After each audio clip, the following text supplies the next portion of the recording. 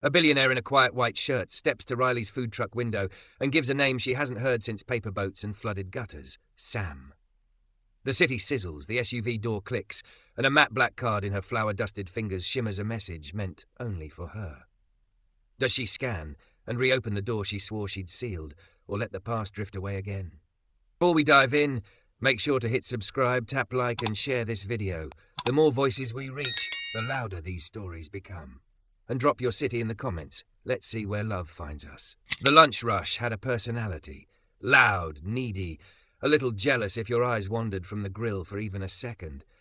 It hissed at Riley when she was generous with the garlic, cheered when the tortilla stack didn't slip, pouted whenever the card reader took its sweet time thinking about tips. The whole block smelled like cumin and heat. Her truck windows fogged along the edges as if the food itself was breathing. "Next," she called, swiping a damp forearm across her cheek with the back of a glove. She wore cut-offs and a sun-faded band tee tied at her waist, apron strings biting into her hips. She knew what she looked like. Thick, abundantly curved, the kind of soft that turned heads, and the kind of strong that kept a truck alive through a summer. It wasn't vanity to know your own shape. It was logistics. She hinged herself around the flat top like a dancer built for lifting, bracing, reaching. Food trucks were choreography. She had the bruises to prove it. A trio of construction guys shouted thanks as she slid out 3 boxes of honey garlic chicken over turmeric rice. "Grab straws to the left," she sang, eyes already cutting toward the next order. A woman in navy scrubs needed extra lime creamer. The guy behind her wanted plantains. Well done, like my ex's soul. The line kinked around the sidewalk sign where her chalk lettered the daily special. Roasted corn, paprika butter, Katiha snow. A breeze dragged heat across her scalp. A bead of sweat shivered down her spine. Somewhere under the counter, the little fan rattled like it was losing a screw. Next.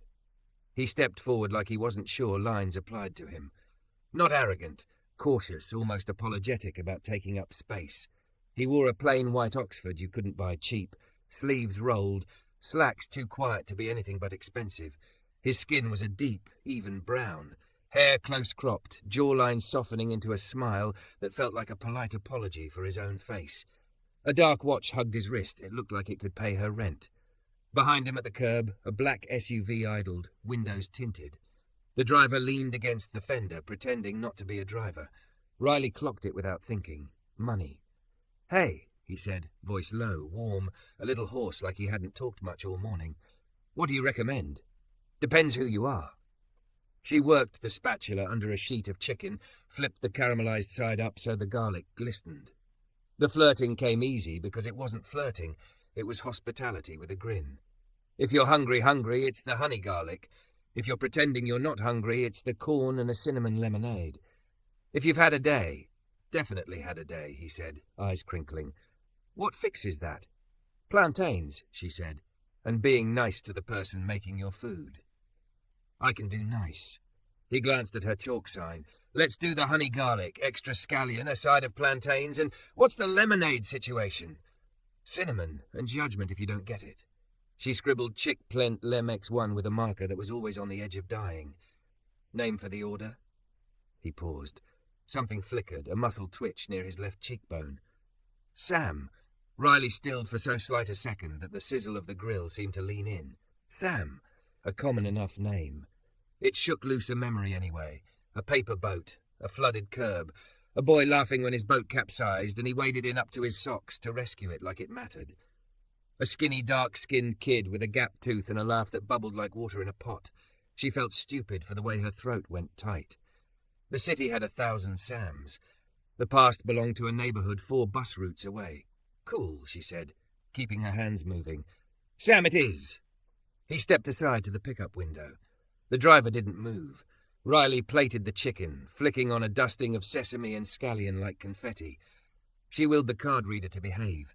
It blinked, thought about taxes, demanded a firmware update it obviously didn't need. She swore at it under her breath. Come on, princess. Cash okay? Sam asked. Cash was from another century and also a thrill, like delivering in the dark without GPS. Sure, she said. He handed her 2 crisp 20s. She reached for change, and he waved it off. Keep it, he said. You don't even know if you like it yet, she shot back. Then I'm paying for the attempt." He smiled again, slower this time, like he was setting something fragile on a counter. "I used to like simple things done right. It was nothing. It was words in daylight. It rattled something anyway." Riley tucked the bills into the tip jar and slid his box through the window with a napkin tucked under the lid. "Careful, it's hotter than it looks." He lifted the lid just enough to let the garlic steam kiss his face. He inhaled, eyes closing for a heartbeat. She could tell when food hit memory. He wasn't faking it. The muscles in her chest eased. "You okay?" she asked, then cringed because it sounded like more. "Yeah." He opened his eyes and gave her the kind of look that included 100 unasked questions and politely didn't ask any. "Smells like Saturdays." "Good," she said, clearing her throat. "Next." The line kept moving. She did the dance, box, lid, sticker, slide, smile, repeat. But her radar kept drifting toward the curb where Sam leaned against the SUV's shadow and ate like he had all the time in the world. He moved slow, deliberate, plantain piece by plantain piece, as if paying attention was a ritual. The driver kept not looking at him. A couple of girls in denim skirts passed by, glanced twice, whispered, then giggled, their phones lifting halfway and then aborting. Riley's stomach knotted with a thing she didn't name. "Excuse me," a college kid said, holding out his phone. "Do you do like influencer collabs?" "I do food," she said, not unkind. "You can film your own mouth." He laughed, bright red, and paid. Her tip jar ate light. The card reader relented like a tantrum child bribed with a sticker. In a lull small enough to breathe, she filled a to-go cup for herself, added a second cinnamon stick, because why not? When she glanced up, Sam was at the window again, empty plantain cup cradled like a solved problem. "Everything all right?" she asked, acting like she hadn't been checking his posture every third order. It was. He searched for a word and didn't reach for the fancy ones. "Right.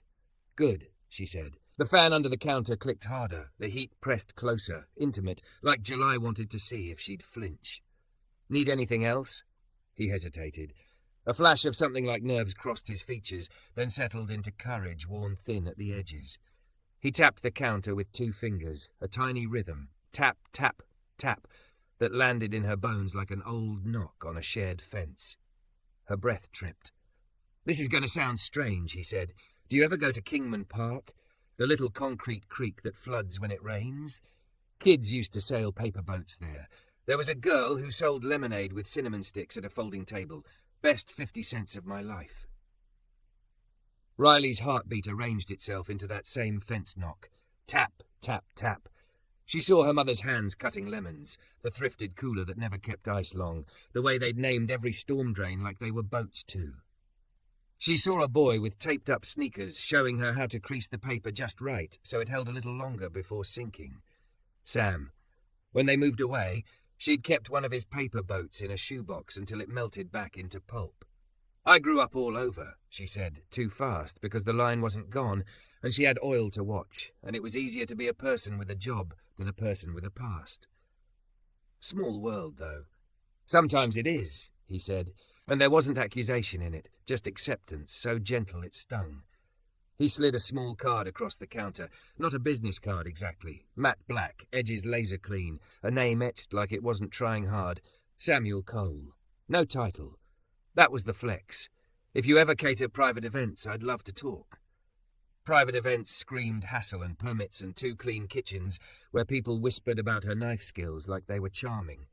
She opened her mouth to deflect. The SUV door opened. The driver called, "We're late, Mr. Cole," with the careful tone of someone who controlled exactly nothing. Samuel Cole. The name rearranged itself into the city's rumour mill. Cole Capital. Midtown Tower with a lobby that smelled like chilled marble. The guy on the news who'd bought a block of condemned houses and turned them into something he made sound like a favour. The black billionaire who kept telling interviewers he wanted to build things people actually used. Her hand felt big around the plastic cup. "You're busy," he said softly, seeing everything she didn't say. "No pressure. Lunch was..." "Thanks." "Yeah," she said, voice thinner than she liked. "Thanks for being nice to the person making your food." There was a too long second where neither of them moved. He seemed about to say something else, something with the word boat in it, or Saturdays, or maybe just her name, spoken like a door opening. The driver cleared his throat. Sam tucked the card back closer to her fingers like a secret and stepped away. "Next," Riley called, too bright. A woman asked if the lemonade was really worth $4. "It's worth $6, Riley said, because bravado was easy, and scooped ice to drown the tremble in her hands. Through the window, she watched Sam climb into the back seat and close the door with that quiet click rich cars had, the one that said the world wouldn't touch you unless you invited it. The SUV pulled away as if traffic parted for it. Maybe it did. She didn't look at the card until the line thinned enough to hear her fan. Matte black kissed by cinnamon sugar dust from her fingers. Samuel Cole. No number, no email, just a raised ink dot in one corner. She rubbed it with her thumb and a tiny QR shimmered into view like a magic trick. "Riley!" Someone yelled from a few places back. "You ever going to post a schedule, or do we just haunt this corner forever?" "You love haunting me," she said automatically, flipped the switch on the fan as if it might conjure breeze and slid another box across the sill. She tucked the card under the edge of the tip jar like a talisman she wasn't admitting to. The grill sizzled, the city yawned hot, and somewhere under the layer of garlic and music and orders barked with a smile. An old paper boat bobbed up in her chest and refused to sink. Don't forget to subscribe for more intense cinematic love stories. Your click helps us make the next chapter. Morning drags its feet behind the truck like a tired dog. Riley unsticks the vinyl awning from itself, bangs the grime trap off the back step, and pretends she didn't dream about a paper boat bobbing in a gutter, refusing to sink. The matte black card sits where she left it, tucked under the tip jar like a secret she's not ready to own. Every time she wipes the counter, she stops just shy of touching it, as if contact would be consent. "Let's not be weird today," she tells the card, then laughs at herself and fires the flat top. By 11, the corner is already a bruise of heat. The little under-counter fan coughs a complaint and then gives up, blades seizing in a final judder. "Traitor," she mutters, kicks it once, gently, and props the service window wider with a wooden spatula handle. The city answers by pouring itself in, bus air and bakery sugar and the faint metallic tang of construction dust. She chops scallions, squeezes limes, pours cinnamon lemonade through a mesh so the sticks don't escape and poke anyone in the eye. The line finds her without trying. Scrubs, suits, neon safety vests, a mother with a stroller, an elderly man with a cane and a grin he uses like currency. When the card reader freezes, she smooth talks it like a stubborn horse. When the oil pops her wrist, she hisses and keeps moving. Work is a tempo she knows how to keep, even when her chest is full of echoes. "Next." A lawyer-type orders with the clipped patience of someone who thinks time is a favor they grant other people. A teenager asks for extra cinnamon because I got dumped in 6th period. Riley dusts his cup like a benediction. A woman in a floral dress panics at the garnish and then sighs like the cilantro healed her grandma. The tip jar swallows small gratitude in wrinkled bills and clinking coins. The card under it glints when the sun flares. She pretends not to notice. At 1:30, during the lull where the city collectively remembers it has meetings, she leans her back against the fridge door and scrolls on her phone. A headline slides by. Coal Capital pledges $15 million to neighborhood kitchens. The photo is Sam flanked by serious people. He looks the same as yesterday, and also like someone edited his edges to be more inevitable. In the quote block, he says, "Food isn't charity. It's infrastructure." Her thumb hovers over the comments, and then she locks the screen. She doesn't need other people's opinions to complicate her own. She refills the corn pan, salts it until the kernels sing, tosses with paprika butter until the air smells like fairground joy. On the radio, clamped to the magnets by the knife rack, an old song climbs in. A horn line that used to float out of open windows on Saturdays. She is not sentimental, she tells herself. She is hydrated and properly licensed and behind on one supplier invoice. Being sentimental won't fix a fan motor. The card falls because gravity is mean like that. Someone drags an elbow across the jar, reaching for a straw. The jar wobbles. The card slips, flips, lands face up, the little raised ink dot a tease. "Sorry," the straw seeker says, cheeks blooming. "All good," Riley says, and in the same motion she scoops the card, flips it over and holds her phone above it. She could not scan it. That is an option available to her as a free adult. She huffs, scolds herself for narrating choices to no one, and lets the camera catch the shimmer. A minimalist page opens. Black background. White text. No logo. Just, if you're Riley, this is Sam. I'd like to hire you. Tell me your price and your schedule. No exposure talk. I'll pay the deposit today. S, there's a single field and a blue button that says send like it's not a loaded word. Her first draft is petty. Exposure kills. Thanks for not offering it. She deletes it. Second draft is defensive. I'm not a charity kitchen. She deletes that too. Third draft is a simple ask. What's the event? How many people? My price varies by menu and staff.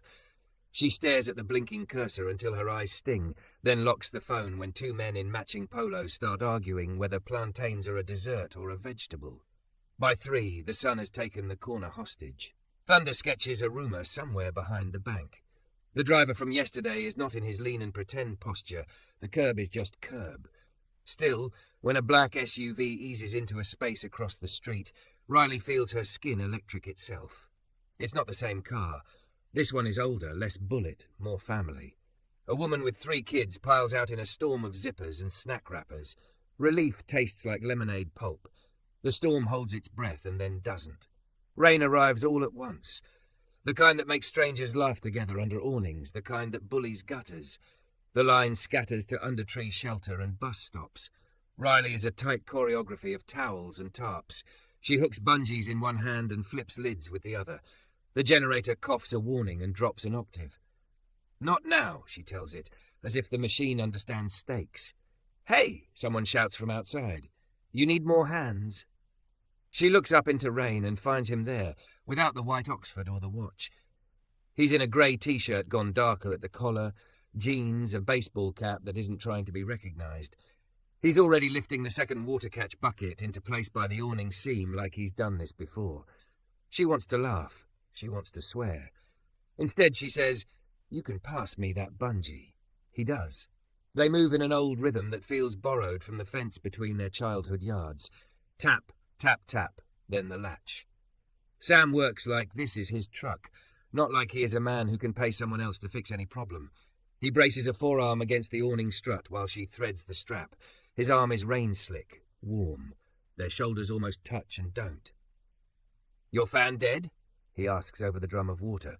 "Yep. My electrician ghosted me for a bathroom remodel in River Point." She jabs the generator choke with a practiced thumb. It sputters, then steadies. Electricity respects money more than it respects need.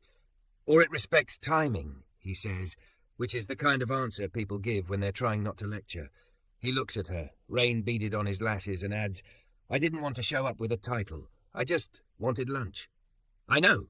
She doesn't know how to say "I wanted that too" without sounding like something she is not sure she wants to be. "Grab that towel," she asks, and he does, and then he's inside the truck, a big body folded small, holding while she mops, handing her containers by their right names, asking where she keeps the vinegar spray like he's been here a month. Customers trickle back, damp and grateful. Sam passes out napkins like rain is an appetizer. He doesn't touch the money. He keeps a respectful distance from the register and the knife edge and the places where muscle memory prevents burns. When a kid peeks over the sill with eyes wide as coins, Sam crouches so the kid can see the sizzling corn and says, "Smells like Saturdays, right?" The kid nods with the solemnity of empire. Sam looks at Riley, and there it is again, the gratitude with nowhere tidy to go. When the worst of it passes, they both stand in the truck's door and watch the street steam. People dash and shake like dogs. The storm leaves the sky scrubbed and temporary. Riley takes off her glove and flexes her fingers. The scar near her thumb throbs like weather knows her bones. Sam takes his cap off and runs a hand over his hair, then shakes the cap out like a dog shake. He laughs at himself. "You owe me hazard pay," she says, because being gentle feels like exposure, and she can't hold that yet. "I'll settle for plantains," he says, smiling, then sobers, checks her face. "And, if you'll let me, there's an event tomorrow, small, not press. We're opening the kitchen at the community centre off Kingman. The kids pick the menu, they ask for the sweet bananas and the lemon drink with the sticks. We're short a caterer because I scheduled stupid. I want to pay full freight. No discount, no story spun out of your labour." He hesitates, then adds, I'd also like an excuse to stand near the smell of your food and remember I had a kid life once. It would be easier if he were slick. Easier if he tucked the ask into the language of opportunity and metrics. He lays it down like a tray and steps back. Her chest does that thing where it fills with hot and cold at the same time. She thinks of invoices. She thinks of the paper boat she keeps lying to herself about not keeping. How many people? She asks. Practical, because that's the place to stand. 50 to 60 plus volunteers. 2 hours. I'll have warming stations. I can send a van. We'll lay out whatever paperwork you need. She does the math with her eyes on the street. Shopping, prep, staff. She can beg Tiana from the taco cart for 2 hours. She can pay her neighbour's teenager to run lemonade. She can push the fan repair another week. She can pay the produce guy who keeps extending her grace because she brings him cornbread at Christmas. My plantains are not sweet, she says, for no good reason except it's true. They're caramelized. Sweet is what happens when the heat kisses patience. He grins, a boy sneaking a joke past the principal, and the lemonade is cinnamon, not fall, it's memory. Stop flattering my menu, she says, and he lifts his hands in surrender. Her phone buzzes on the shelf, an invoice reminder like a gnat. She pulls it down and opens the one-field page again. Community Centre tomorrow. 60. Menu, honey garlic chicken, plantains, corn, cinnamon, lemonade. Price. Half deposit today, balance on delivery. You send the van, I'll have it boxed and hot. She adds, if we run out, it's because your kids have appetites. Good. Then she thumbs send before she can talk herself into tenderness or out of risk. His phone buzzes in his pocket immediately. He looks at it, then at her, like this is a magic trick where the rabbit admits it would like to be sawed in half. I'll wire the deposit in the hour, he says, and I'll send someone to fix your fan. He sees her face and amends, to look at your fan and give you a quote you can throw in my face. Good save, she says, but she can't help the corner of her mouth that lifts. You always were better at the second try. He taps 2 fingers on the counter. Tap, tap, tap. Reflex puts her knuckles down in reply. Tap, tap, tap. The sound is a door unlatching in her ribs. Maybe she makes a face. Maybe she doesn't hide it fast enough. He looks at her as if light moved. I recognized you, she says, because there's no point in pretending she didn't. Yesterday. We didn't leave on purpose when we left. Sometimes remembering feels like I'm stealing from myself. He takes that in and doesn't crowd it with solutions. I missed you, he says, simple, a sentence that sits on its own feet. I didn't know how to say it without sounding like a headline. He slides a napkin across the counter as if it's the proper place for an apology. I'm sorry if showing up made it harder. Lunch was right, she says, and lets the words be a thanks. Tomorrow I cook. You show up on time. We feed kids. That's the contract. That's the contract, he echoes. And his smile has that crooked edge that belonged to the boy who named storm drains. He leaves like regular people leave, with a shoulder lift, a see you tomorrow, a pause to nod at the kid with the solemn eyes. The street swallows him without ceremony.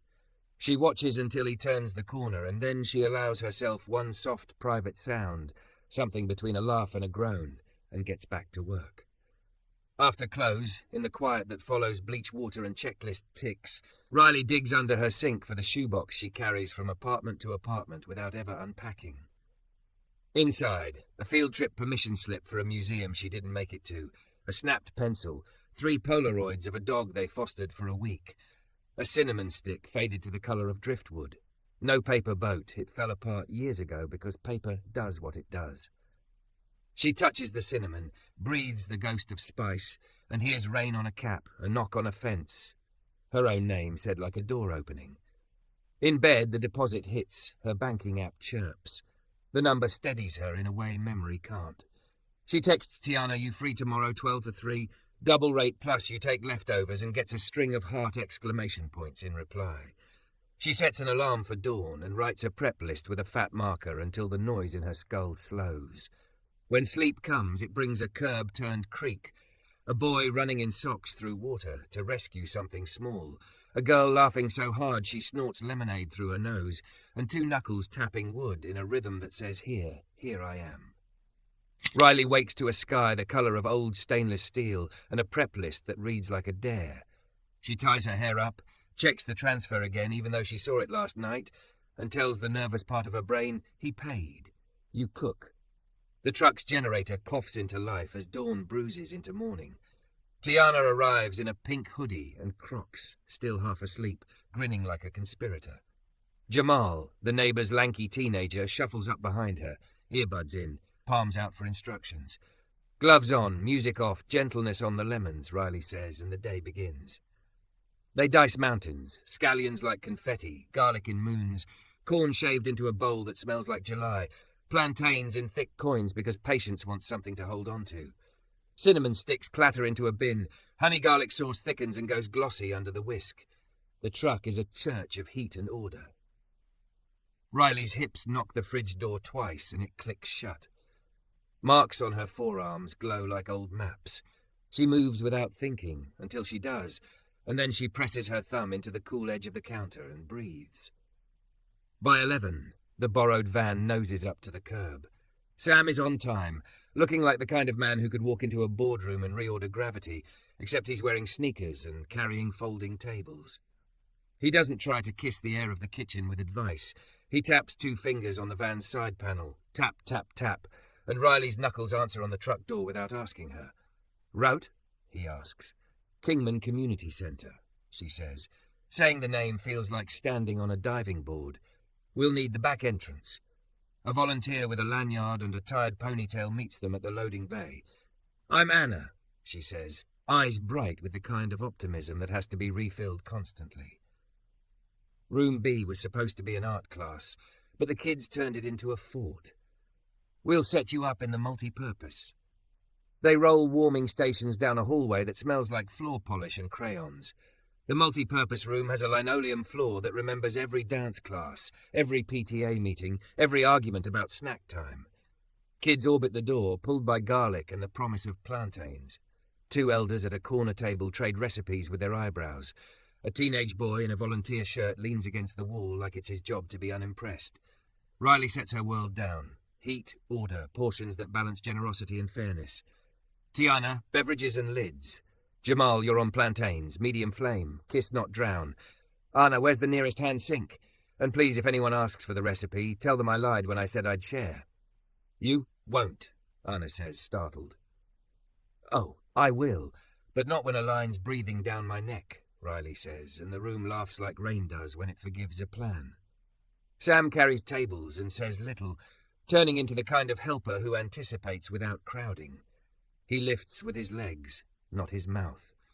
When someone in a branded polo tries to wheel in a media light, he steps in front of the tripod like it's a puddle the kids shouldn't have to wade.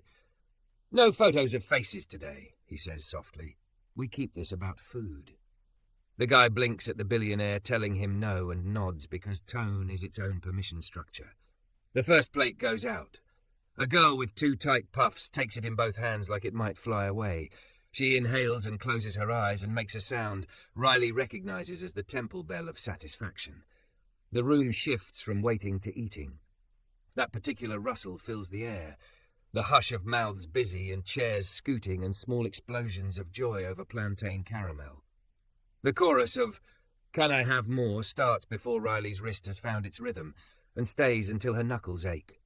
A kid with a ketchup packet tucked behind his ear announces to whoever will listen, "This tastes like Saturdays," and Riley feels something tilt and settle inside her. Between plates, she teaches. Caramelization is patience, she tells Jamal. Listen, the sizzle gets lower when the sugars go. That's when you flip. Don't argue with heat. Coax it. He nods like this could be a life rule and not just a cooking one. Tiana falls into a dance of lids and cups and cinnamon sticks, a drumline of ice scoop, pour, seal, slide. Sam is everywhere and nowhere, refilling napkins, catching a falling spoon with a reflex that speaks of hand-eye coordination, learned on cracked asphalt, tying a toddler's shoe without being asked. He sees Riley drop her shoulders after a complicated order and appears with a paper cup of water, as if conjured. He keeps breaking her heart with decency she doesn't have room to store. Midway through, Mrs. Moreno, the elder who always has something to say and the cadence to make you listen, plants herself at the end of the table. You're the lemonade girl, she says, not a question. Riley's chest tightens. Yes, ma'am. You had a laugh like a crow got into something shiny. Mrs. Moreno's eyes sharpen. I worried you'd be the kind of woman who forgets to eat because she's feeding everyone else. Your arms say you didn't. Good. She nods once, declarative, and Riley has to bite the inside of her cheek to keep all the water in her head.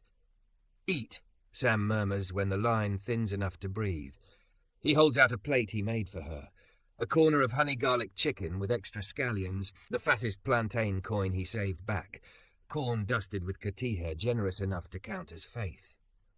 She normally hates eating her own food in public, but she takes the plate and a corner of the folding table and the 10 seconds that feel like admission.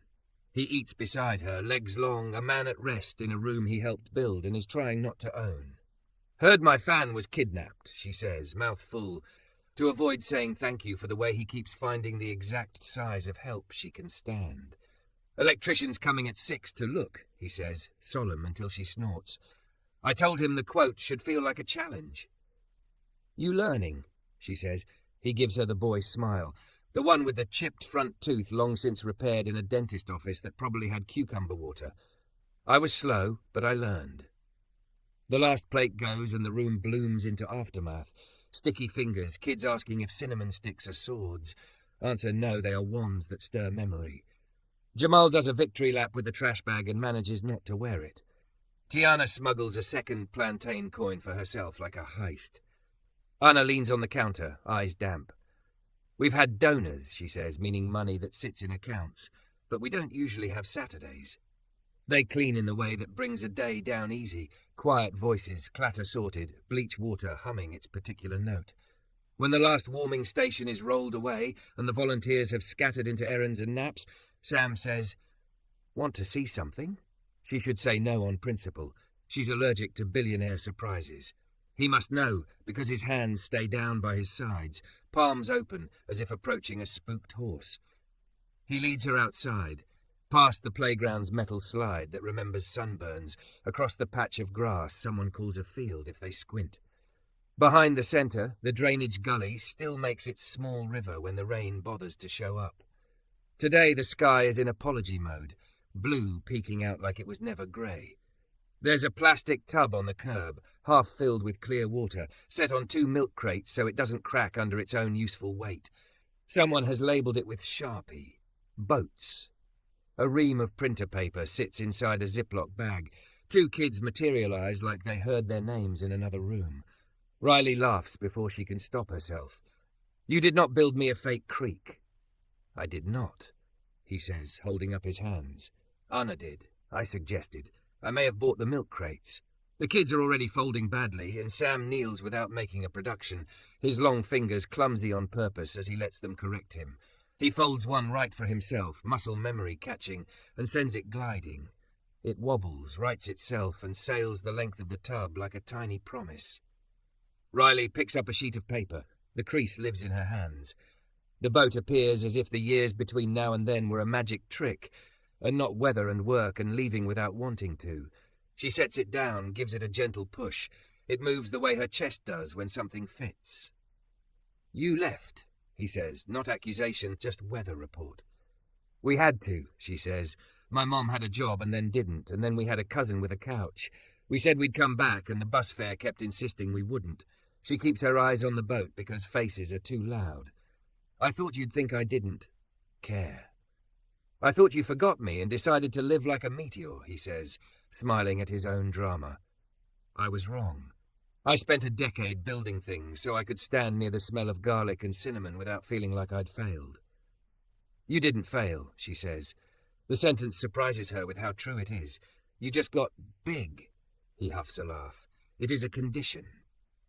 He looks at her, open and steady. I want to help you get big if you want that. Not by slapping my name on your menu, by doing what money should do. Make capacity where you already have skill. A second truck. A commissary kitchen that isn't also your home. Pay the teenager who shows up on time and learns the music of plantains. And I want to do Saturdays with you. With kids, with no cameras, with the smell of what lasts. Part of her bristles, the old guard dog that knows what charity smells like and does not like being petted. But he says it like a contract drawn in breath, not ink. She looks at his hands, at the way he doesn't reach, and thinks about how her prep list grows with her ambition, whether or not she admits it out loud. "We pilot," she says. "One more Saturday a month here. You fund the capacity. I keep control of the food. Staff gets paid market, not volunteer kudos. We add a class for the teenagers. Knife skills, safety, the difference between sweet and caramelized. You can tape boxes and move tables and be a person." He nods like she just offered him a path back to a place that didn't have doors for a while. "Deal." "Don't deal me," she says, smiling despite herself. "Say that's the contract." "That's the contract," he says obediently, and the corner of his mouth does that urgent little quirk she has not let herself categorize yet. They stand there with their boats and their old fence knock, and the sky goes generous, blue pouring down, heat easing, the day neither finished nor demanding. Jamal wanders out with a trash bag slung like a cape and stops when he sees adults doing nonsense. "Can I?" he asks, already folding. "Only if you teach the next person," Riley says, because that is the work and always has been. They send a small fleet down the length of plastic water. A breeze picks up, a real one, smells like cut grass and kitchens, lifts the edges of the paper and turns them into sails. One boat capsizes, and a kid crows as if failure were a joke the boat played on itself. Another glides clean to the end and taps the side with a sound that is more door than plastic. Sam taps the tub's edge. Tap, tap, tap. Her knuckles answer, quiet, sure. "Here," it says in a language of wood and water. "Here I am.